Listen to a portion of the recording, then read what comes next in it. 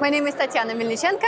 I am a senior year computer science student at the University of Tennessee in Knoxville. And this poster summarizes my summer internship project, which I did at Oak Ridge National Laboratory in Tennessee. So the goal of my internship was to evaluate programming languages and tools that are both easy to use and give you performance portability when you move from one GPU to another. So I had several potential project directions in mind. I chose Mojo as the most promising and interesting direction to explore, mainly because Mojo is a completely separate programming language, and it takes a brand new approach to implementing this GPU portability by being based on MLIR, which is a new generation of LLVM compiler technology.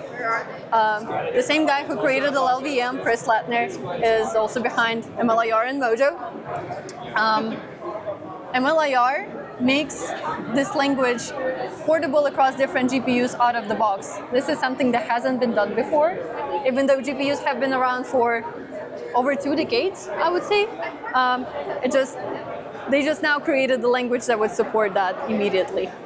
In addition to that, developers don't have to learn new syntax because syntax looks exactly like Python's. Mojo is also memory safe, and it promises great productivity and systems level performance. So my goal this summer was to evaluate whether I can port code to Mojo easily and how that code's gonna perform. So I ported 4 scientific workloads into Mojo, 2 of which are memory bound and 2 compute bound. And I ran tests on NVIDIA H100 and AMD MI300A GPUs. So a little bit about workloads. BabelStream is a memory-bound problem which performs simple vector operations like copy, multiply, triad, add, and dot. 7-point stencil is another memory-bound workload. It's a little bit more interesting because it operates on a 3-dimensional buffer and accesses uncontiguous chunks of memory. I wanted to see how Mojo would handle that. miniBUDE is very computationally intensive workload. And finally, Hartree-Fock is also pretty computationally intensive. What makes it interesting is that it uses 6 atomic operations. Going straight to the results, for our vector operations, Mojo performed extremely well. Here I used dark blue color for Mojo, green for C++ CUDA, and the higher values are better here as I'm measuring memory bandwidth. You can see that Mojo outperformed CUDA for copy, multiply, add, and triad routines. There is a noticeable performance drop in the dot. However, CUDA implementation used some CUDA-specific stuff. It was highly optimized. I could not replicate that in a performance portable way, unfortunately. On AMD, Mojo performed just as well as C++ HIP. You can see matches performance pretty much exactly. Moving on to the 7-point stencil workload, Mojo slightly underperforms C++ CUDA here, but the gap is so tiny, I think it's not too bad. Moving on to AMD MI300A, once again performance matches pretty much exactly, nothing really interesting here.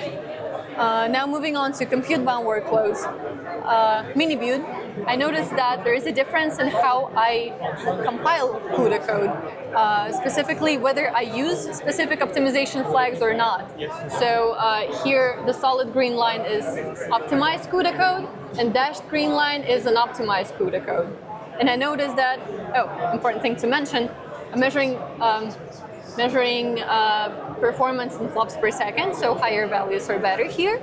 And X values are PPWI, which is a workload parameter defining how much workload each individual GPU thread is performing. So for low PPWI, Mojo performed extremely well. But when I increased the workload per thread, it performed right in between optimized and unoptimized CUDA versions, which suggests that Mojo is not quite ready for arithmetically intentional workloads just yet, as it's probably missing this aggressive optimizations that CUDA is doing. On AMD MI300A, Mojo performed pretty badly, even slower than an optimized HIP, but it's important to keep in mind that I gathered these results in late July, and the support for AMD MI300A was added, I would say, early June, mid-June, so it was pretty fresh at this point. Finally, Hartree-Fock. Here I measure execution time, so higher values are lower performance. I was surprised to see that this is our workloads with atomic operations. I was surprised to see that Mojo performs atomics about 2.5 times faster than CUDA for smaller tests. But when I go to the largest test case, it performed it so slowly, I almost gave up on it. Even though it did produce the correct result, it just took forever to get there. On AMD MI300A, atomics also took significantly long, about 100 times longer than in C++ HIP. And unfortunately, the largest test case crashed in Mojo. So there are clearly some gaps when it comes to compute-bound workloads. There are not enough optimizations for arithmetic routines, and atomic operations definitely need attention. So the conclusions? If we're looking at memory-bound workloads, I think Mojo has some great potential to be helpful for both AI and HPC. In terms of productivity, you do get to cut some corners by not having to learn brand new syntax, by using Python syntax. You don't have to manage your memory. You don't have to deal with CMake, make, all that stuff. It's all done by package manager. However, this GPU kernel looks pretty low level to me. It's not very different from writing GPU kernels in C++. So I wouldn't say it's very accessible to people who don't have experience with low-level GPU programming up to date, but it's a good starting point to learn. And what would be the purpose of doing Mojo? What would you say is the potential improvement to the world by going this direction? Oh, well, having one language that does it all instead of right now, developers use Python plus something, Python for productivity, and something for performance. So it's usually Python plus C++, Python plus CUDA plus HIP plus something. Having one language that does everything out of the box without any additional tools is pretty valuable.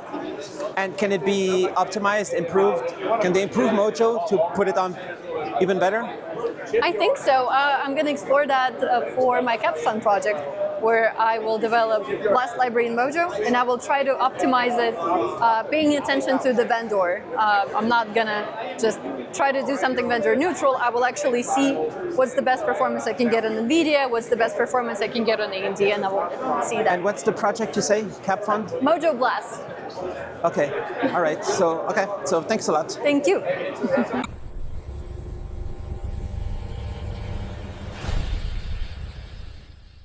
Don't get fooled by fake HDMI products. Only source authentic HDMI products from licensed HDMI adopters and authorized manufacturers and resellers to ensure compliance. Counterfeit or unlicensed products can cause poor performance. Certified HDMI products undergo official testing for safety and spec compliance. Avoid brand damage, warranty issues, and customer dissatisfaction from unlicensed products.